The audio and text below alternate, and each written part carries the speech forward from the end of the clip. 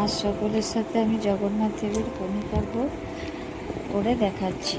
প্রথমে ফ্রাই প্যানে দিয়ে আমি গরম মশলা, এলাচ, লং, দারচিনি, একটু গোলমরিচ, জায়ফলে একটা ছোট টুকরো, গোটা জিরে ড্রাই রোস্ট করে মিক্সিতে আগে গুঁড়ো করে নিলাম। নেওয়ার পরে আরেকটা কড়াইতে একটু বেশি করে ঘি দিয়ে, ঘিটা বেশ গরম হওয়ার পরে কাজু বাদাম আর কিশমিশ দিয়ে ভালো করে ভেজে নিলাম। ভাজার পর দুটো তেজপাতা দিয়ে ভাজা হলে তারপরে চাল, দেরাদুন রাইস চাল, যেটা আমি ধুয়ে আধ ঘন্টা ভিজিয়ে রেখেছিলাম, ভালো করে ঘিয়ের সাথে নাড়াচাড়া, ঘি বাদাম একসাথে করে স্বাদ মতো নুন দিয়ে একটু গুড় দিলাম। গুড় দেওয়ার পরে ড্রাই রোস্ট পাউডারটাকে দিয়ে ভালো করে মিশিয়ে যখন একটু ফ্লেভার বেরিয়ে এলো তখন গিয়ে আমি আন্দাজ মতো জল দিয়ে দিলাম।